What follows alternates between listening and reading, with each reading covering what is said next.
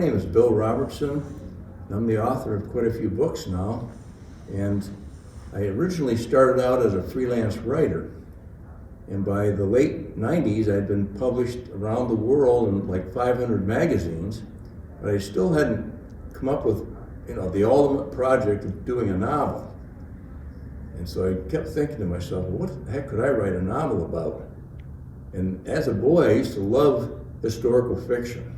And I thought, well, there's got to be something around here that would lend itself to that type of writing. And so I thought, well, gee, why not the Bucktails? Because the Bucktails were a Civil War regiment, so there's going to be a lot of people that would be interested in that topic. There's also lots of information about it locally, so it wouldn't be hard to find enough information to do my book. And also, it would just be cool to do something locally instead of, writing about some place out in California that I'd never been to. Why not do something that I'm familiar with?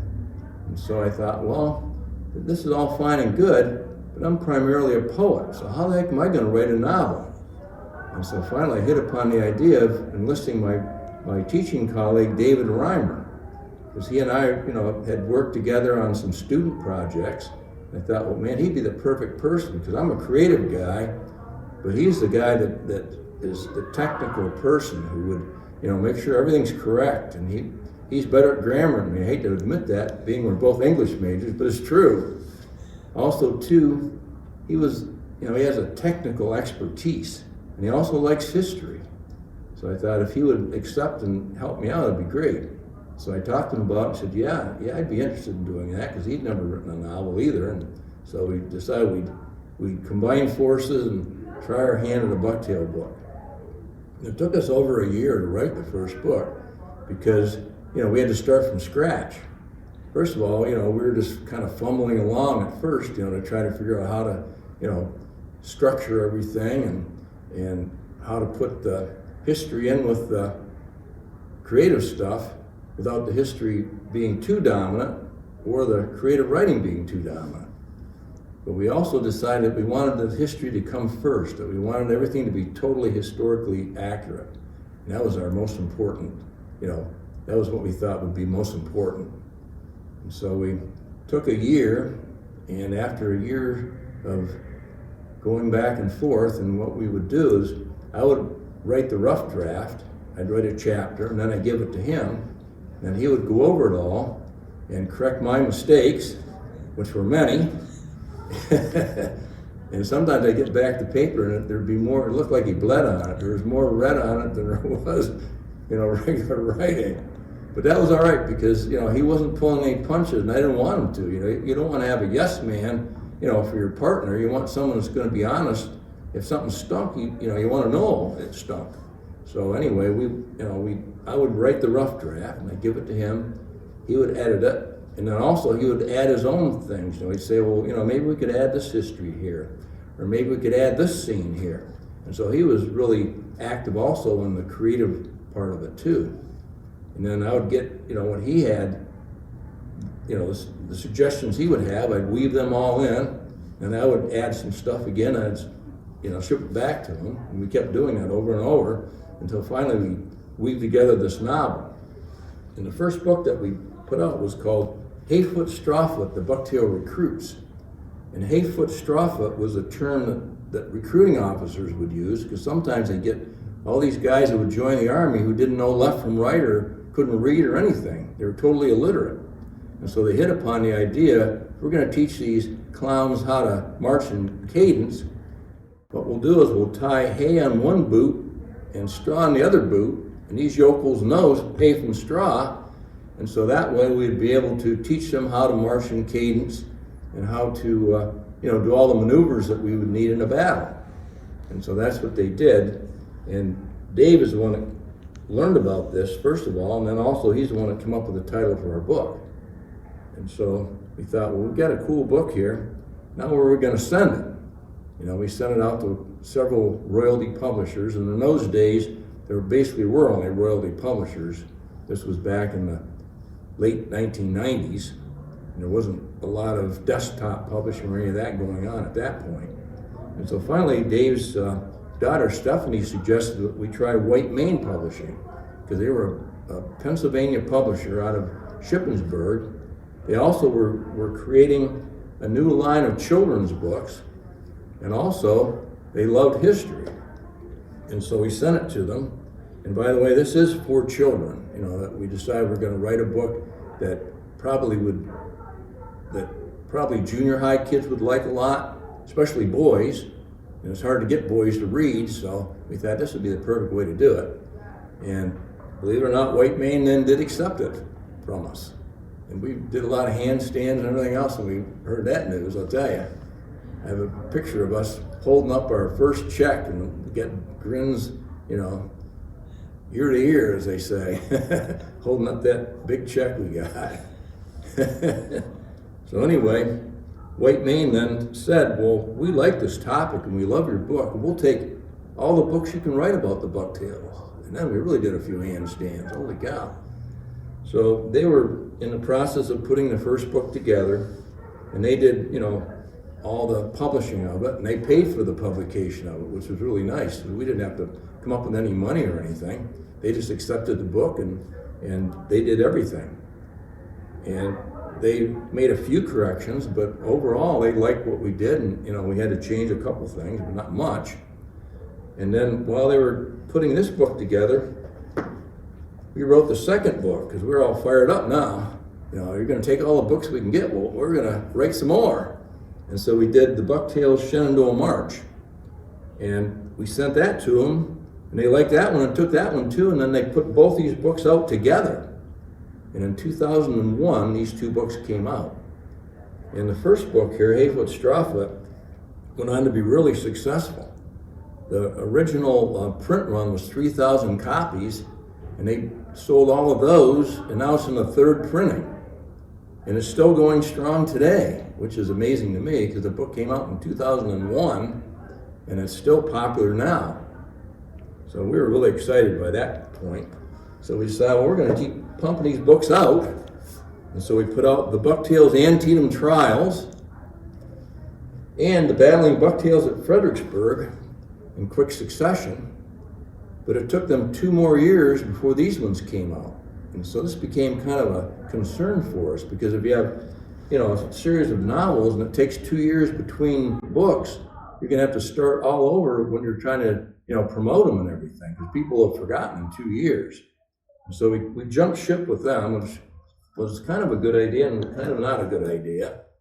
And the next book that we put out was the Bucktails Perils on the Peninsula. And by then there were a lot of these POD publishers, print-on-demand publishers. And so we chose another publisher from Pennsylvania and put this book out. Then we also put out, soon after that, the Bucktails at the Devil's Den.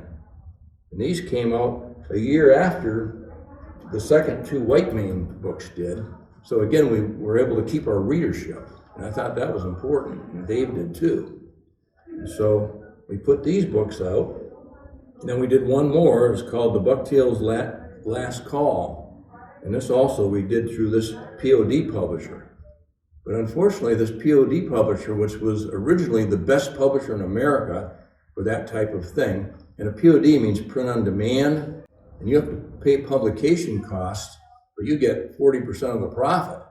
Whereas with a royalty publisher, they get way more of the, I won't say how much, but they got way more profit than what we did. And so we were making, you know, more money by going POD. Even though we had to pay for the publication costs, we were making a lot more profit. And that was another reason why we did it. But anyway, this company, it'll remain nameless because I don't want to get into that, but they changed hands twice. And when they changed hands twice, each time we got less and less service from them. And they became really hard to deal with. And eventually we ended up cutting ties with them. And when we did, unfortunately, then our books through them went out of print. You know, and then we had the first 4 books, but then we didn't have these ones anymore.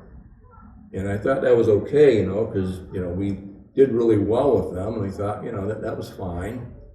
But now all of a sudden, I find out that all the book signings I go to, that these books are suddenly popular again. And they're my best sellers again after all these years.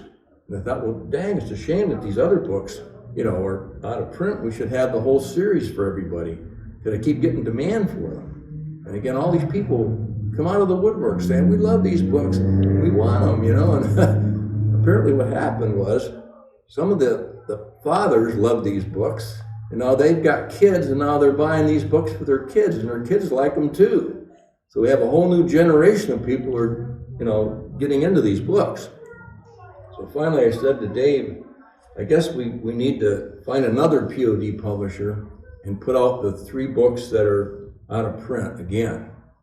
And so just about a month ago, we redid the Bucktails at the Devil's Den, and this is the book cover of it.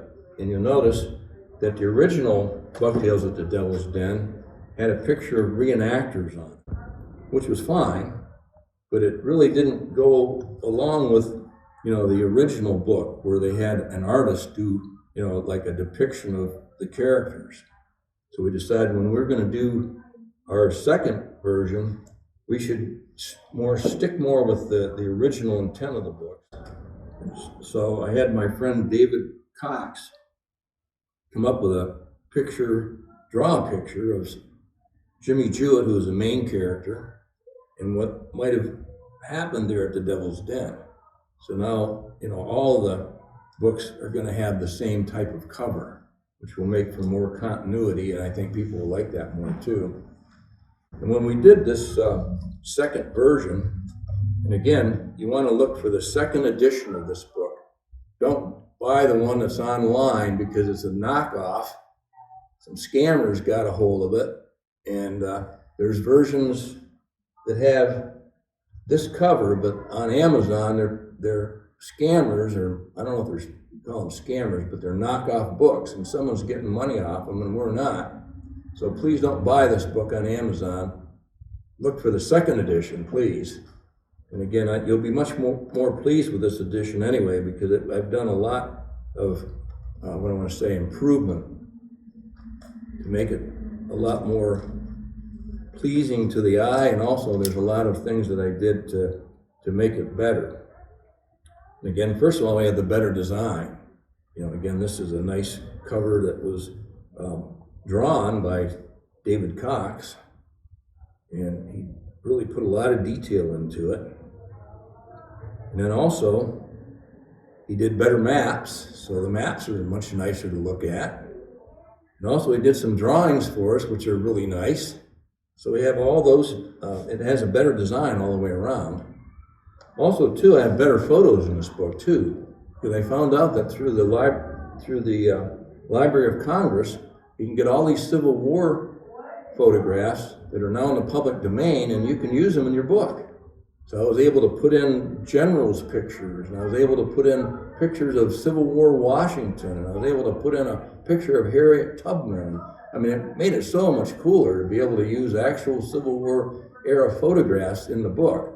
And also I have pictures of reenactors, because I was also a Bucktail reenactor for years, and have all my buddies are in there too, of course. So they enjoy seeing their picture in the book. So we have those still. So again, better photos, better layout. Also, I included more humor in this particular book. And there's a lot of, this is really a deadly time. There's a lot of, times when these guys are in harm's way, and, they're constantly in danger. So we had to add a little humor, just for comic relief. But you don't want that constantly through the whole book. And one of our characters, his name is Boone Crossmeyer, and they call him Boone because he thinks he's the best hunter on earth, and he was like, Daniel Boone. So we have him, coming up with all these funny lines, and then there's a lot of slapstick comedy in it too. And I'm going to read one of the chapters where you can see that going on. When they visit Washington and go to the circus, there's some really funny stuff happens there. And also we put in better battle scenes too, because I think that, I went back and revisited the actual history and pulled out some more things that happened to the Bucktails and put them in the book, so that the battle scenes are more authentic, and also I punched them up a little bit too to make them more dramatic. So I think you'd like that part of it too. Also, another thing that's happening in the 6th book of the series is that there are a lot of subplots that are going on now that have been carried over from the other previous books. And one of them is the friction between Major Hartshorn and Bucky Culp, who's the main character. And Bucky, while he was in Antietam, at the Battle of Antietam, saved this farm girl from a deserter of the Bucktails who meant her harm. And so Bucky stepped in and pounded the guy and drove him away. But then after they started seeing the girl, and then they start this romance. And so that's going on in this book. Of course, you have to carry that forward. So that's another neat, not only you have the humor, but also now you have the romance between Bucky and this girl. But anyway, that got him in hot water when he was at Antietam, because he went and shirked his duties to go visit her one time, and Major Hartshorn hated him for doing that, and so he punished him really very severely, and ever since then they hated each other. And so you got that going on too, the animosity between Major Hartshorn and Bucky, and that adds a lot of drama to the story too. Okay, I want to describe just briefly the main characters.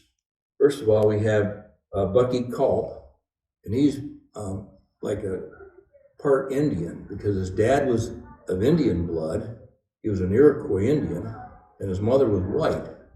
And so he takes a lot of grief because he has Indian blood in him. He looks like he has, the features of an Indian. And so he has that going on all the time too, that the guys are picking on him, at least in the first couple of books, because of his heritage. And he's medium height. Of course, he's got dark hair, because of his heritage. And also he's, a real handsome guy. And then we have next Jimmy Jewett. And actually I took the last names of my characters from the muster roll of the Bucktails. And then I added my own first names to, again, add a little more realism. And Jimmy, he's a real studious boy. The only reason he joins the Bucktails is because he's like one of these kids that the bullies like to pick on all the time in school. Because he wanted to go in there and get toughened up. And also, too, he was really against slavery. And so he wanted to join up with, the Union Army and defeat the South for that reason. And he's a real smart boy. He's a real genteel boy because he's a preacher's son. And he's got red hair and freckles and glasses. So, those are his distinctive features. Also, as I mentioned before, Boone Crossmeyer, who's the joker of the group. And he's got straw-colored hair and a gap-toothed grin. He's always smiling. He's got this, gap between his teeth, and stuff. So he's a really fun character. Then we have Hosea Curtis, Sergeant Curtis, who's really a mean, owly guy. And he's always saying, "Gall dang this and gall dang that," because, he's always mad at the world. Everything that goes on, he's angry about it. And he keeps the younger guys in line a lot, and because he's more mature, he saves their bacon a few times too. So he's another really fun character. Okay, next I'd like to read just a few passages from my new book. Well, it's actually the second edition of the old book, but I say it's my new book. If you count this book, I put out 70 books now, so it's pretty cool. But anyway, the first passage I'd like to read is when Bucky, Jimmy, and Hosea Curtis take a tour of Washington. They were given a leave of absence for a couple of days, and so they figured they'd go to Washington. And when they're in Washington, they get to, go to Pennsylvania Avenue, which was even one of the major drags in those days. But it was all mud in those days. And like they saw all these pigs wallowing in this mud hole, and they say, "Well, look at the senators got off early today," and they're always picking on the politics of the time, which is pretty funny. And then also they go to the circus as part of, while they're in Washington. And this is, again, one of these slapstick scenes, which adds, again, a little bit of humor to the book and gets you away from all the dire things that go on. And this chapter is called Footpads, Freebooters, and Rascals. So they meet all these bad people in Washington. They give them a run for their money. Hosea finally loosened up at the circus.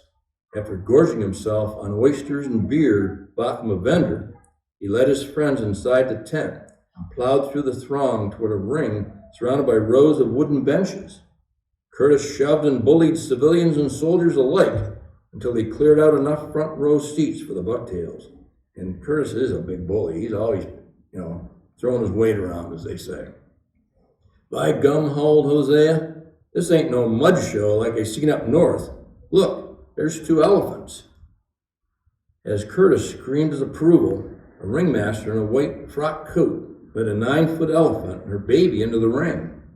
The baby held its mother's tail in its trunk and seemed to genuinely enjoy its trot past the approving crowd. When prodded by the handle of a whip, the mother let out a series of terrific bellows that nearly knocked Bucky and Jimmy off their bench. And again, I did a lot of research to find out what circuses were like in that time, so this is what you would see back in 1863 if you were to go to a circus. After the pachyderms disappeared out a side entrance, Colt said, "Just think if our cavalry was mounted on them beasts. Wouldn't nothing stand in their way." "An elephant so powerful," jabbered Jimmy, "I bet it could jerk a Reb field cannon right off the ground. That'd be a real blessing in a frontal assault." "Hey, quit that talk," ordered Hosea. "We're here to enjoy the show." Curtis had just hushed his pals to silence when 3 white horses with flowing manes came galloping into the ring. On the bare back of each stallion stood a daring rider. The riders wore blazing red costumes and waved coolly at the crowd. Faster and faster the horses sped around the track, with the agile men straining hard to stand upright. Bucky and Jimmy craned their necks and cheered the fellow's dexterity. Hosea, meanwhile, shouted profane bursts of encouragement. Finally, the dazzling stallions slowed to a trot, and the men leaped to the ground to bow repeatedly to the crowd. The ringmaster cracked his whip twice. Immediately, the stallions reared up on their hind legs to dance a jig to a lively calliope that had burst into life. I would like to see this circus. Holy cow. "Them's real high school horses," bellowed Curtis, clapping Bucky madly on the back. "I ain't seen none like 'em, and a poor excuse for circuses that come through wildcat country." All the dancing stallions made their exit. A bevy of acrobats, jugglers, and tightrope walkers came bounding into the ring. Wide-eyed, the Bucktails watched as tumblers in sparkling apparel performed a routine of flips, handstands, and somersaults that made Curtis wish he hadn't drunk quite so much beer. The jugglers added much to the spectacle. As they walked around the outside of the ring, they kept as many as 8 items aloft at a time. The performer juggled razor-sharp tomahawks, made Colt cringe and fidget with nervous excitement. And notice I try to show, how the guys reacted to all this stuff. Okay, I'm going to skip down a little bit. The crowd barely had time to quiet itself when a menagerie of giants, midgets, fat ladies, and clowns invaded the ring. One dwarf, dressed like an English lord, rode on the shoulders of a 7-foot Ethiopian in a turban and flowing robe. Beside him, a 400-pound woman attired in pink tights gnawed on a leg of mutton. There was also a legion of white-faced clowns and clowns dressed as firemen and rustics. One fireman kept trying to light the baggy pants of another buffoon with a smoldering torch. When the latter squawked in protest, his antagonist screamed, "Come on, Joey, we're in Washington. In this town, we start the fires. We don't put them out. There's never enough public water to douse a blaze anyhow." And apparently that's something that happened in Washington. They had no public water, so if something caught fire, the whole block would go up in smoke. The clown who attracted the most attention, though, was a lanky fellow with a long white beard. His striped pants seemed to stretch on forever, and his tall hat made him appear bigger than the parading giants. He strutted around the outside of the ring, reciting funny rhymes and heckling members of the audience. After the clown had worked the crowd for a while, he said, "In case any of you dullards haven't heard my name, it's Dan Rice." And Dan Rice actually was the model for Uncle Sam. And he loved to heckle the crowd. "Is that long stem or wild rice?" taunted Hosea Curtis. "Judging by the length of his whiskers," babbled Bucky, He can't be the tame one of his clan. Well, what do we have here? Asked the clown, honking a horn in Hosea's face. Soldiers trying to be animals who want to be soldiers. And look at how stupid they are. They need 2 sergeants for every private to teach the manual of arms. I've seen billy goats with more manners than you, thundered Hosea, leaping from his feet with clenched fists. Bah, mocked Dan Rice. I bet it wouldn't take no 2-star general to lead you to slaughter. Excuse me. As the crowd rained down jeers on the Bucktails, Hosea grabbed the surprised clown by his flowing beard and punched his red nose until blood squirted from it. Then Curtis charged furiously for the nearest exit, knocking down anyone who got in his way. Bucky and Jimmy scrambled to catch up while bystanders hurled popcorn insults at the retreating soldiers. So again, Hosea can get in trouble even at a circus. Okay, and then I mentioned that Bucky and his girlfriend Sarah were now having kind of a long-range affair, because he was in the Army and she was back home on the farm. And finally, Bucky is able to get some leave so he could go and see her. So I wanted to read a little passage here to show, how excited he is to finally see her after almost 6 months anyway it was. Without looking back, and this is when he and Jimmy and all the guys are invited to go to the farm because Sarah's father has work for him to do. And so, the father was kind of laid up. He had a bad ankle and couldn't do a lot of the work himself. So he said, yeah, bring your whole squad. I'll put him to work. And the guy is really, he's a tough guy too. He's a big burly guy. And he can give Curtis a run for his money for sure. And as soon as they get within range of the farmhouse, Bucky naturally gets all excited. Without looking back, Bucky broke into a run. He loped through an artillery-shattered wood, up a rise, and into a rolling pasture. The pasture led to a decimated apple orchard bordering a shoveled farmyard. At the far end of the yard sat a white 2-story house with a chimney built on each end.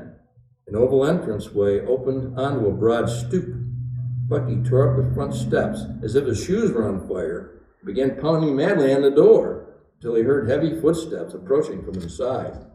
I should mention also that the Poff family are Germans who came from Germany and settled in America. And so the parents talk in kind of broken English, whereas Sarah, because she'd been here and grew up in America, speaks like, a normal farm girl would. The door swung open to reveal the burly Mr. Poff gripping a 10-gauge shotgun in his huge hands.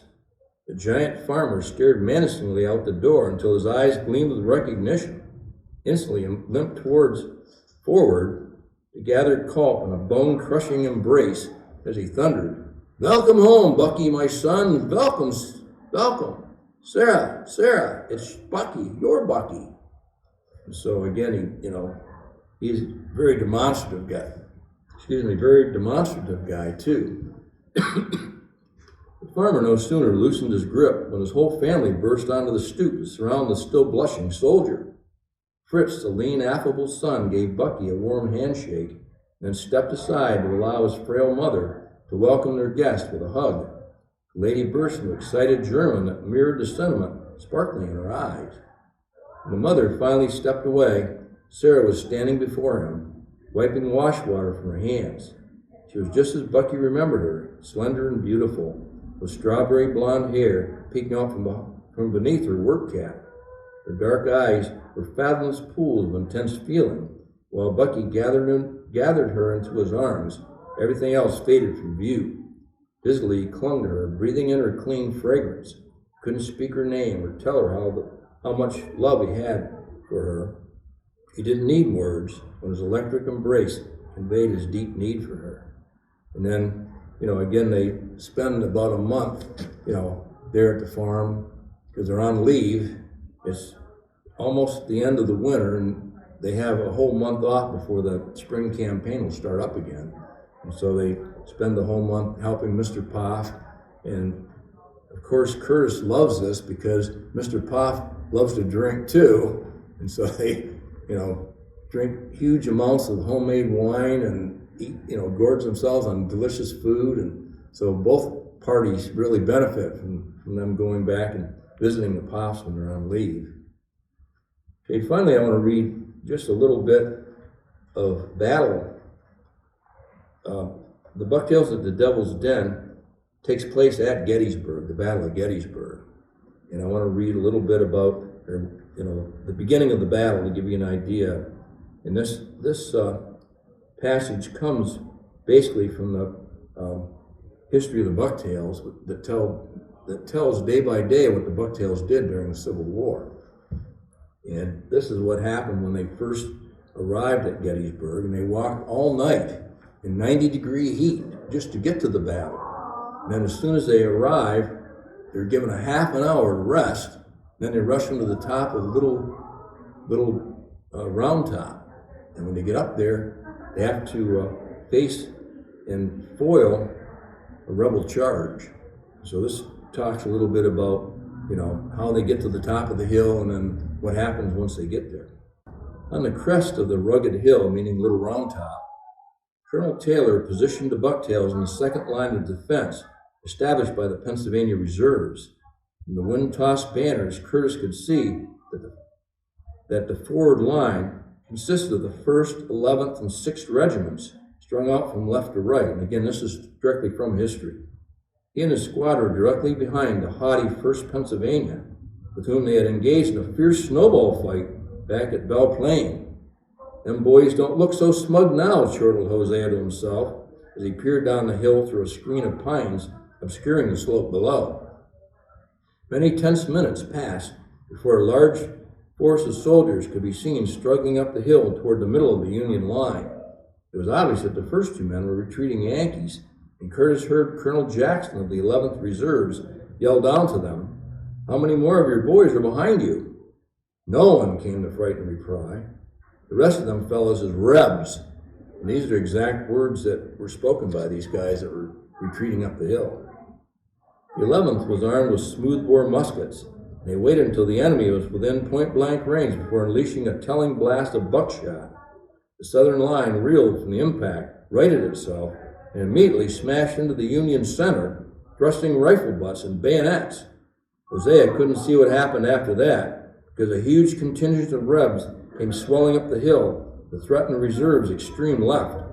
Curtis howled like a man gone berserk when the Bucktails were thrown forward to stop this incursion. As the riflemen hustled to protect their flank, they streamed past a jittery Ohio battery. The gunners were in the process of spiking their cannons so they could run off. "Oh, no, you don't," growled Curtis, knocking one of the Ohioans to the ground. "Stand by them guns. We's here to protect you. Come on." "You heard him," barked the battery captain. "Stand fast, men. Load and fire." And this actually happened too. I took this right from the history of the Bucktails. The Bucktails got in position just as the Rebs burst over the crest, and Curtis and the squad poured 2 deadly volleys into the advancing gray ranks. Screaming with ire, they then charged straight down the hill when they saw General Crawford snatch up the fallen 1st Pennsylvania colors and rush boldly ahead. The weary Rebs were thrown back on their heels by the reserves hurtling toward them. Many surrendered in the face of this onslaught. The rest retreated in disarray. "Keep going, boys," howled Hosea. "We busted them up like a gall-dang flock of young jakes." "Charge!" snarled Fred Taylor, bounding ahead through the rocks. "Charge!" And so the Bucktails then chased the rebels downhill, across Bloody Run up to the vicinity of the Devil's Den. And what really gets hairy for them is at the Devil's Den. And if you'd like to learn a little bit more about what happened to the Bucktails in this book, I put out a number of videos on my new YouTube channel. If you'd like to check them out, just go to YouTube, and then once you get there, in the search bar, just type my name, William P. Robertson, and then all my videos will come up. And I've done 6 Bucktail videos so far, and I plan to do a whole bunch of them. Matter of fact, I plan to make a little movie out of them eventually. So if you want to check them out, as a matter of fact, we're going to leave you today with the Bucktails at Gettysburg video. And you'll see that next. And thank you very much for listening to me all this time. And thank you very much. I appreciate it. In February of 1863, the Bucktails were recalled to the defenses of Washington and set up their winter camp at Fairfax Station, Virginia. While serving there, the riflemen fought many small skirmishes with rebel guerrillas and the Gray Ghost, John Mosby. They were pitted against these irregulars until Robert E. Lee invaded Pennsylvania. Marching furiously north, they finally overtook the rest of the Union troops at Frederick, Maryland. Added to the 5th Corps of the Federal Army, the Bucktails were then renamed the 42nd Pennsylvania Volunteers. After another all-night march, the 42nd reached the Great Battle of Gettysburg on noon of the second day's fight, July 2nd, 1863. The Bucktails were rushed to the summit of Little Round Top just in time to repulse a rebel charge. They then drove the enemy downhill and on across Bloody Run to the vicinity of the Devil's Den. Colonel Charles F. Taylor was killed while scouting the strength of the rebels that evening. On July 3rd, the Bucktails were sent to the left of the wheat field to silence a Confederate battery. In the process, they outflanked the Devil's Den, forcing Reb snipers to withdraw. During the day's action, Sergeant James Thompson of Company G captured an enemy battle flag, for which he was awarded the Congressional Medal of Honor.